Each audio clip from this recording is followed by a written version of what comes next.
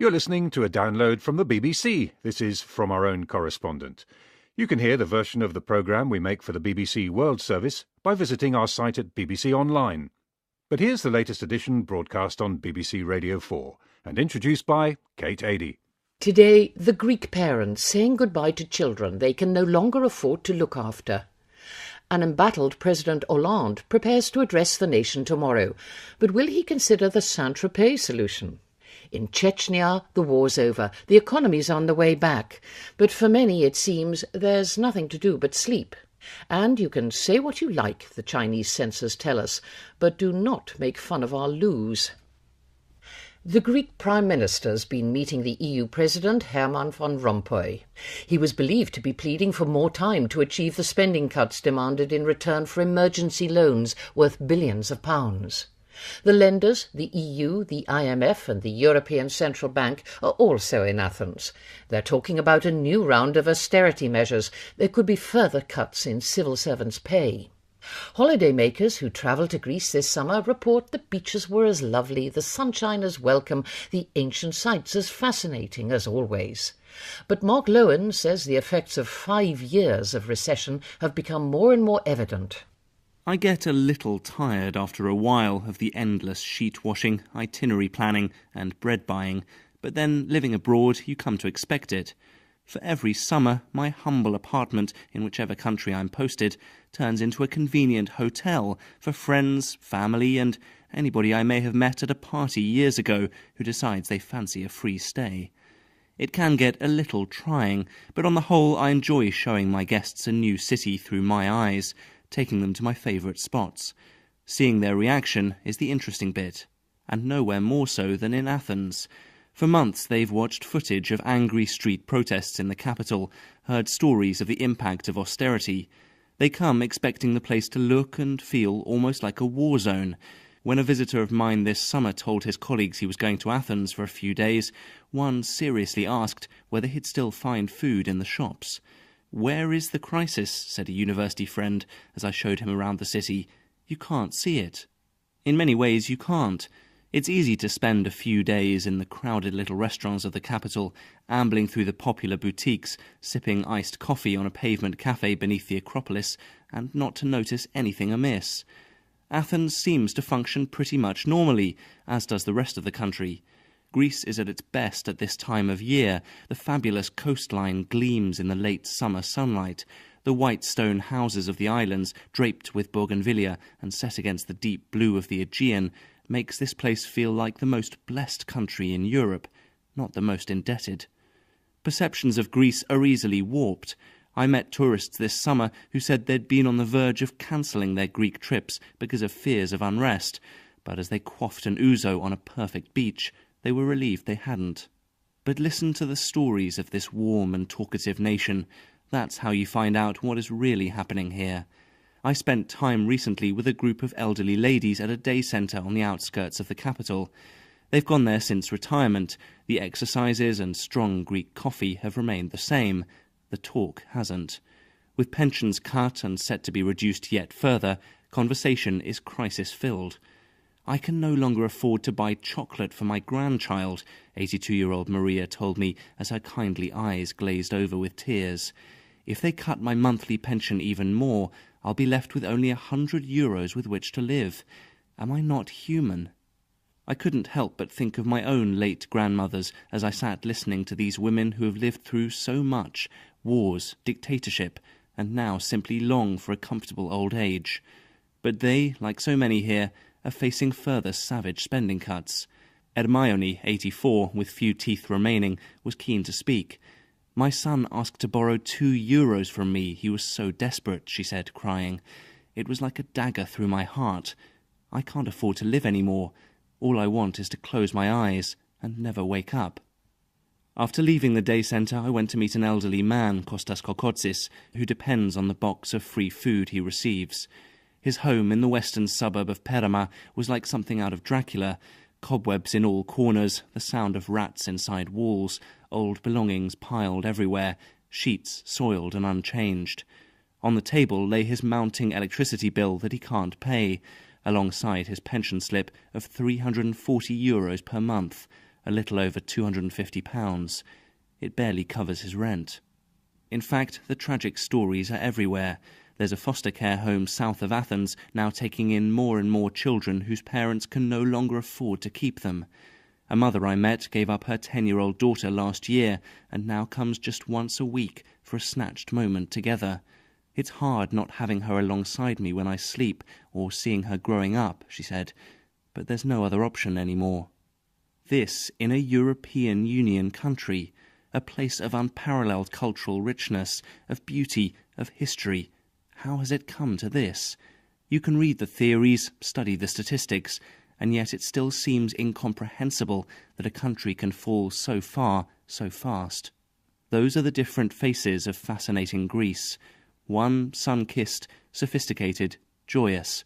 The other suffering in ways that still stun me with every tale. It makes for a place that defies the expectations of my summer visitors, and which is at once enchanting, baffling, and heartbreaking. And that's Mark Lowen. The Russian Republic of Chechnya continues to present formidable challenges to journalists. Its hardline president, Ramzan Kadyrov's not known for his support for a free and outspoken press. He's also said to preside over a personal militia which carries out kidnappings, torture and murder. This week, one of Russia's leading anti-torture activists complained that his attempts to ask questions about the conduct of the security services there were being blocked by officials. Igor Kalyapin, head of the Committee Against Torture, and several members of his team found themselves being questioned by the authorities.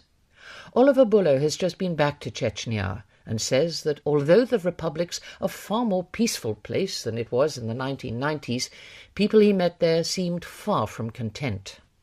Meyerbeck, or I'll call him Meyerbeck, that's not his real name, has always been the liveliest of my friends in Chechnya. Happy to go anywhere, any time, if it has the slightest chance of being fun. That's why I was impatient for the trip we'd arranged together. I'd never been to the mountains, and we'd spent hours the night before planning the route. It was going to be wonderful. 9 o'clock came, and went. Then 10, then 11. Eventually I called him. His voice was thick with sleep. "I can't. Not now. I'll call back later. When I wake up," he said, and rang off. It was then that I think I finally realised how Chechnya had changed. For the worse. I'd been away for 4 years, and at first been impressed by what the government had done with the place. In the early 2000s, Grozny's apartment blocks were scarred by artillery, the roads by tank tracks. Now, the streets are wide and well-surfaced. The buildings are tall and gleaming. The signs of war are gone. This is a new society, Grozny seems to say. But if that is the case, why do none of my friends get out of bed? Meyerbeck was not the only heavy sleeper. No one got up before the afternoon. It was almost impossible to get anything done before lunch. The people I knew as energetic and determined have become depressed and slow. The atmosphere of ferment has become one of fear. While waiting for Meyerbeck, I visited a human rights activist to try and find out why. When I arrived, he was deep in a Chechen language conversation with a middle-aged woman whose hair showed grey roots from under her headscarf. When she finally finished, I asked the activist why everyone seemed so miserable. He gestured to the lady, who was gathering up her papers.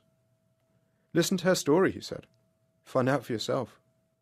Over the next 2 hours, she told me about her son, who had been jailed for fighting against Russia despite never having done so. Officials demanded bribes to have him released, and she estimated she had handed over a total of £100,000 in cash over the last 7 years. But to no avail. Her resources were now exhausted. She could not even afford the bribe she needed to pay to get her pension. "Are you not scared telling me this?" I asked her. "No. I am scared only of Allah," she replied. "But please, do not mention my name or that of my son. There would be consequences."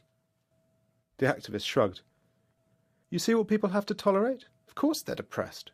They're just surviving, not living," he said, adding that he too would rather I did not use his name. Disappearances, he said, murder and sham prosecutions have become so endemic that even he could not speak publicly. Meyerbeck finally rang me at 2:30 in the afternoon, apologetic and upset.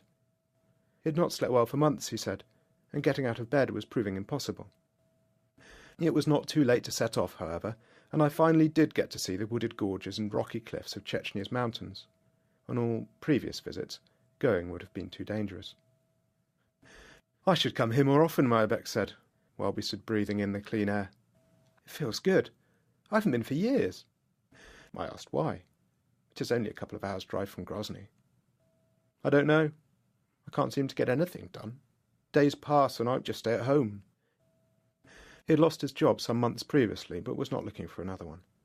There is little work outside state service anyway, and that would require paying a bribe he cannot afford.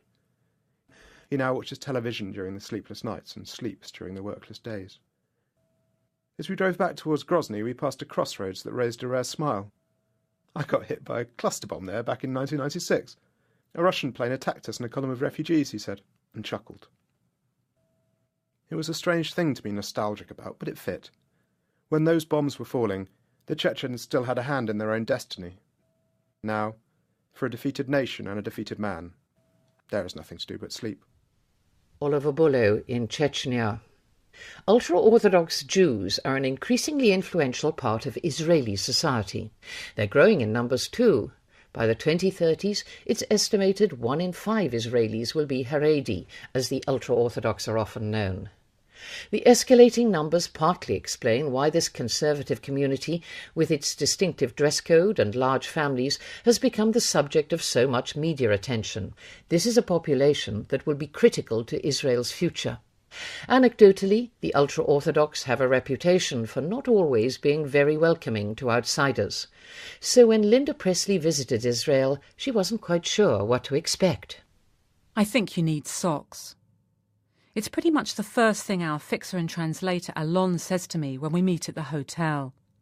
I'm already sporting a floor-length skirt with a loose shirt, so I'm feeling pretty confidently covered up. But Alon's not sure if painted toenails in flat sandals might be a bit racy for our ultra-Orthodox interviewees. I am sockless in Jerusalem. So my colleague Mark darts up to his room and produces a navy blue pair, which I stash in my bag for an emergency, although I'm not sure I'll recognise one if it arises. Preconceptions are interesting, more so when they're challenged. We thought it would be difficult to make a programme about the ultra-Orthodox community in Israel. We were worried people wouldn't talk to Mark and I. Not Israeli, not Jewish, me a woman. Would the men even be in the same room as me with their strict rules about gender segregation? And although the Haredis I spoke to from London said, "Sure, come and see us," the message we'd got from most non-ultra-Orthodox Israelis was, might be a bit tricky. Haredis are distinctive, especially the men with their long side curls and wide-brimmed hats dressed in regulation monochrome. But this is a community that's far from black and white. And I begin to appreciate that when we visit Matrix Global, a large software company in Israel's growing high-tech sector. This is a firm that services multinational household names and numbers more than 1,000 ultra-Orthodox women amongst its employees. In a sleek modern office, we're greeted by the receptionist, who's certainly well covered in her fitted blouse and knee-length skirt, but in a fashionable kind of a way. In my get-up, and thank goodness I didn't put on those socks, she looks at me as if I'm slightly unusual. The leading light of Matrix Global is Libby Athen. She was one of those, "Sure, come and see us," Haredis who I'd talked to from London, and the chief operating officer here. Before she joined Matrix, Libby was head of the computing department at Israel's foreign ministry, so this is a woman who's a practised high flyer. And the women she employs are well qualified too. Unlike ultra-Orthodox boys whose curriculum in the yeshiva or religious school is dominated by the study of the holy Jewish texts, girls follow the same kind of academic curriculum as other Israelis. It makes many of them highly employable. And while their husbands continue to study the religious texts full-time, some of them never getting paid work, many women will be the breadwinners for their often very large families. Libby's got 6 kids. Her husband was a rabbi for many years. Now he's studying again. As she shows us around the offices, up and down the stairs in her high-heeled wedge sandals, she tells us most married women want their husbands to study. She says women are happy to have less. They certainly don't see their perpetual student partners as a burden. So does the fact she's got this high-powered job change the balance of power at home with her husband? I ask. You know what a friend of mine said to me, Libby tells me? She said to me, "Libby, at work you're Margaret Thatcher, but at home you're just like butter. To outsiders like me, it's all a bit arcane. The women here, purposeful as they stride down the corridors, brows knitted as they stare at computers, are software engineers and programmers, professionals in the world's most modern industry. Yet they're operating within strict parameters. A woman going out for a business meeting always has a chaperone. At Matrix there are women-only kitchens and spaces where no man is allowed. There's even a rabbi who floor walks the company. Not only can he answer any queries the women have, but he also checks what they're looking at on their screens. They're free to view anything work-related on the internet at their desks. But if they want to access something personal online, like a bus timetable, they must use the computers in the public areas. These have special filters on them, preventing anything unsuitable being downloaded. "You won't find anyone on Facebook," says Libby. Libby's happy to police the system, ensuring the Rabbinical Council stays happy with the setup at Matrix. But as she pulls out an iPhone, considered almost an offensive weapon by more extreme elements in the ultra-Orthodox community, I realise she doesn't quite live by the same rules as many of her employees. "I'm like a bridge between two worlds," she explains. "I deal with clients, I have a large staff of Haredi and non-Haredi workers, and I just can't function without SMS and email." And that's Linda Presley. The French President, François Hollande, tomorrow goes on television to talk to his people. He's been in power little more than 100 days, but seems already to have lost the confidence of some of his citizens. This has been the week in which they've packed up their holiday things and returned to the everyday reality of work and school. And it's been a particularly tough return for the president, with unemployment hitting the 3 million mark for the first time since 1999 and the national debt soaring. The headlines have been unforgiving. "Are you awake?" asks one weekly sarcastically, while another suggests, "Shake yourself, Hollande, there's a fire."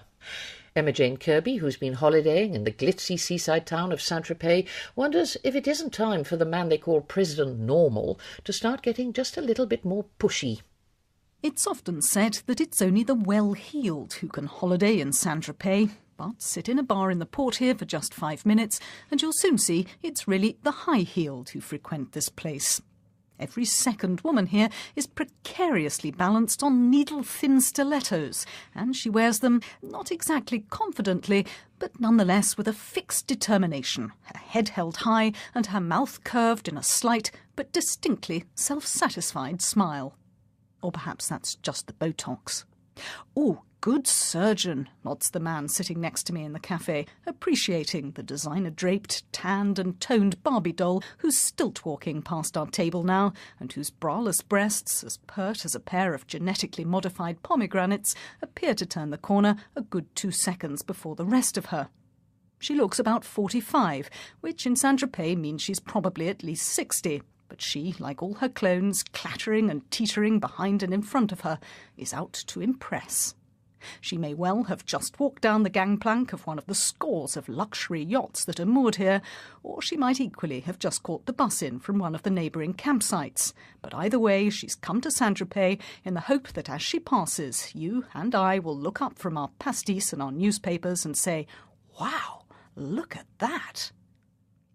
Just along the Riviera coast, President Hollande has also been taking a moderate summer break, dutifully staying in the official presidential retreat of Fort de Brégançon, an austere and cramped castle that President de Gaulle described as a loathsome and mosquito-ridden nightmare to which he refused to return. But Hollande, the self-styled President Normal, is doing everything he can not to draw attention to himself. Not for him the private jets and billionaire yachts favoured by his predecessor, Nicolas Bling Bling Sarkozy. Not for him the Ray-Bans and Rolex and raunchy photos of sun-drenched kisses with pop star models like Carla Bruni. The celebrity magazine, VSD, did publish a photo of him dutifully taking his first dip in the Mediterranean Sea with his partner, Valérie Trierweiler, but in his serviceable blue knee-length shorts, the waistband slightly hidden by the sun-starved but food-filled overhang of his stomach, he looked so much like everyone's dad that the best headline VSD could come up with was "François Hollande, normal, even down to his swimming trunks." But being unremarkable has come at a cost to the fledgling president. His approval ratings continue to slip, and a new poll suggests 68% of French people feel pessimistic about their country's prospects, the highest level ever in the initial months of a new presidency. Being the grey man and simply blending in may have been a crowd pleaser during the election campaign, when the electorate was gorged on the frenetic excesses of the omnipresent and flashy Sarkozy. But now he's taken up office, Hollande's rigid normality has started to look like indecision. In Saint-Tropez, where the port is already glutted with the flash and glitz of billionaires' yachts, a swarm of people has now crowded onto the jetty to drool over the arrival of yet another massive hunk of floating steel as it expertly crams itself in between the other boats, staking its claim among the notable. In other parts of France, public displays of wealth are uniformly deplored as abhorrent and, well, American. But in this town, you just have to show them what you've got. The French people rejected Nicolas Sarkozy partly for his showiness and his bossiness, but they nonetheless always demand their president should look strong and stand out. Perhaps François Hollande could benefit from a short stay here. Until the 1950s, Saint-Tropez was really just a small fishing village, but ever since the arrival of Brigitte Bardot, this place has reinvented itself as a star-studded hotspot, the place to be if you want to be a person who counts. It talks the talk and it walks the walk, and if your pastis costs you €12 and comes with lukewarm water and no ice, well, that's just the way it's meant to be here.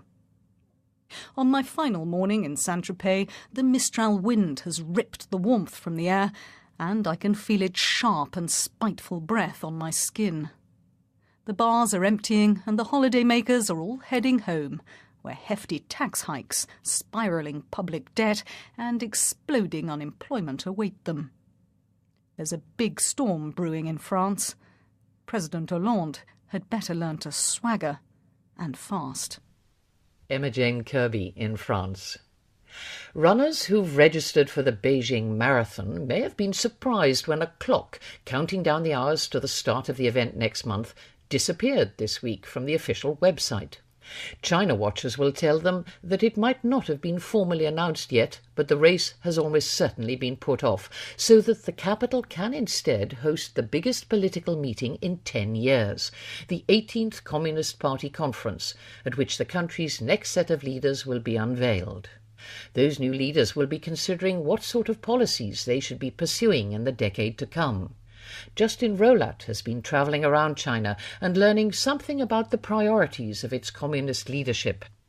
Jeff Sun is the scion of one of China's new rich and the founder of the China Supercar Club. He's got so many of the things he can't even remember them all. With a bit of head-scratching, he can list the 2 Lamborghinis, the 2 Ferraris, the Audi R8 and the Maserati. But then there's a long pause before his face suddenly lights up. "Ah, yes," he said, "and the Bentley." We met Jeff while reporting on the yawning chasms of inequality that have opened up in Chinese society. We filmed in some of the poorest communities I've ever visited, Chinese villages where no one has ever owned a car and where they still till their fields using a single donkey shared between dozens of farmers. China still claims to be a communist society and has a fearsome reputation for censorship. So why was it happy for us to do this? The answer says a lot about both China's ambitions and the challenges the country faces. A couple of years ago, I made another series, this one about China's great expansion into the world over the last decade. I hadn't expected the Beijing government to like the films. We met some very sympathetic Chinese people, but we also showed the corruption and brutality of others. Yet, shortly after the programmes were broadcast, I received an email from a senior official at the Chinese embassy inviting me to tea at a London hotel. It said the embassy had in fact liked my programmes. In the genteel grandeur of the hotel, the embassy official told me why. "We thought you were fair," she said. "You showed the Chinese people as they are." She took a sip of tea from the bone china cup and told me the rest of the world seemed to think the Chinese didn't have the same hopes, fears and ambitions as everyone else.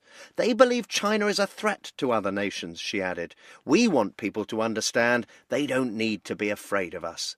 My guess is we were allowed to explore the eye-watering iniquities in Chinese society because the government reckoned that on balance we would again present a sympathetic picture of Chinese people. What's more, by showing just how rich many had become, it knew we would project a powerful message about China's success. At the same time, the poverty of hundreds of millions of others would illustrate the huge challenges the country still faces. Nevertheless, we did not entirely escape the censors. The journalist's rule of thumb is that you can't report the so-called 3 Ts, Tiananmen, Taiwan or Tibet. We inadvertently discovered a 4th T. In an article in the country's English-language newspaper China Daily, I came across an editorial featuring stinging criticism of China from the WTO. No, not the World Trade Organization. This was the less well-known World Toilet Organization. This WTO had ranked China as having the worst public toilets in all Asia. The paper explained how, in response, Beijing had introduced rigorous new hygiene standards. Now, no more than 2 flies are allowed in any public lavatory. The paper was in no doubt about the importance of the issue. Clean public toilets are the symbol of a civilized society, it thundered. The controversy made me chuckle, and I mentioned to our government minder that I wanted to cover this storm in a toilet bowl. It was Mr. Chen's job to ensure we didn't break any reporting rules, and he'd been a cheerful, relaxed companion throughout our 3-week journey. Now his face darkened. "I don't think that would be a good idea," he said gravely. I laughed, assuming he was just being a bit conservative. "No," he emphasised, "I really don't think that's a good idea." I said it would only take a couple of minutes, just a bit of fun. Mr. Chen vanished for a few moments. When he returned, his manner was forbidding. "I'm sorry, Justin, but I have to tell you, you can't report this story at all." This was getting serious. Our Chinese fixer was visibly anxious and quietly warned me that if this went any further, Mr. Chen was likely to close down our production completely. I was learning an important lesson. China may be undergoing the most incredible economic transformation, but the Chinese Communist Party's instincts haven't changed. It may let you speak to the idle rich and to the abject poor, but threaten to embarrass it, even with something as trivial as some criticism from the World Toilet Organization, and the sinews of power become all too apparent. We were close to the end of our long journey and couldn't afford to jeopardize our project now. I decided I had to close the door on those Chinese toilets. A wise decision from Justin Rowlatt. He carried on filming, and you can see the results on BBC Two tomorrow evening. And that's it. Next week we're back with 2 editions on Thursday as well as Saturday morning. Do join us. Goodbye. You're listening to a download from the BBC. This is From Our Own Correspondent. You can hear the version of the programme we make for the BBC World Service by visiting our site at BBC Online. But here's the latest edition broadcast on BBC Radio 4 and introduced by Kate Adie. Today, the Greek parents saying goodbye to children they can no longer afford to look after. An embattled President Hollande prepares to address the nation tomorrow, but will he consider the Saint-Tropez solution? In Chechnya, the war's over. The economy's on the way back. But for many, it seems, there's nothing to do but sleep. And you can... A few days in the crowded little restaurants of the capital, ambling through the popular boutiques, sipping iced coffee on a pavement cafe beneath the Acropolis, and not to notice anything amiss. Athens seems to function pretty much normally, as does the rest of the country. Greece is at its best at this time of year. The fabulous coastline gleams in the late summer sunlight. The white stone houses of the islands, draped with bougainvillea and set against the deep blue of the Aegean, makes this place feel like the most blessed country in Europe, not the most indebted. Perceptions of Greece are easily warped. I met tourists... And say what you like, the Chinese censors tell us, but do not make fun of our loos. The Greek Prime Minister's been meeting the EU President Herman van Rompuy. He was believed to be pleading for more time to achieve the spending cuts demanded in return for emergency loans worth billions of pounds. The lenders, the EU, the IMF and the European Central Bank, are also in Athens. They're talking about a new round of austerity measures. There could be further cuts in civil servants' pay. Holidaymakers who travel to Greece this summer report the beaches were as lovely, the sunshine as welcome, the ancient sites as fascinating as always. But Mark Lowen says the effects of 5 years of recession have become more and more evident. I get a little tired after a while of the endless sheet washing, itinerary planning and bread buying, but then living abroad you come to expect it. For every summer, my humble apartment, in whichever country I'm posted, turns into a convenient hotel for friends, family and anybody I may have met at a party years ago who decides they fancy a free stay. It can get a little trying, but on the whole I enjoy showing my guests a new city through my eyes, taking them to my favourite spots. Seeing their reaction is the interesting bit, and nowhere more so than in Athens. For months they've watched footage of angry street protests in the capital, heard stories of the impact of austerity. They come expecting the place to look and feel almost like a war zone. When a visitor of mine this summer told his colleagues he was going to Athens for a few days, one seriously asked whether he'd still find food in the shops. "Where is the crisis?" said a university friend as I showed him around the city. "You can't see it." In many ways you can't. It's easy to spend